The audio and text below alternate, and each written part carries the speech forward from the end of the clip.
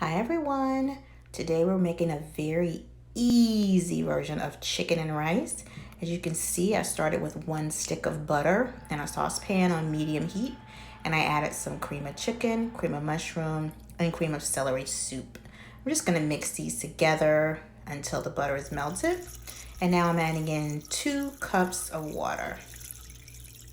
If you want, you can actually add a can of mushrooms, and in that case, just add 1 cup of water. All right, just getting everything melted down together with the water. Not trying to cook it, just heating it up a little bit. And it's all combined really well here. I sprayed my dish. That's a 9x13 dish. It just happens to have really high sides, but you don't need high sides. And that is 2 pounds of chicken strips. Some of the seasonings that I use are salt, pepper, and garlic salt, and then just regular granulated garlic. Put it on both sides. Just make sure your chicken's seasoned, and you can just season, to what you like. You can use other seasonings. All right, here I'm adding in 1 1/4 cups of rice. I'm just gonna stir it in, not trying to cook the rice or anything like that.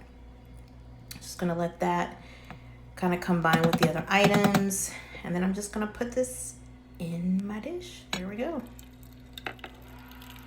Scrape that rice out of the bottom and stir it around a bit in the pan, well, in the baking dish.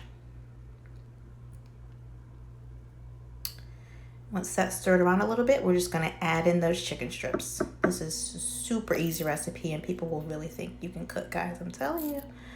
Go and cook it. Go and cook it. All right, I'm just gonna add that extra cup that I set aside to the top of the tenders. And I really didn't have to do that because I didn't use a lot of chicken. I'm gonna push it down. You can use more chicken in this recipe. I think I actually will next time. Cover it, pop that baby in the oven for 2 hours. Creamy, the rice is tender, the chicken is tender. It is just wonderful.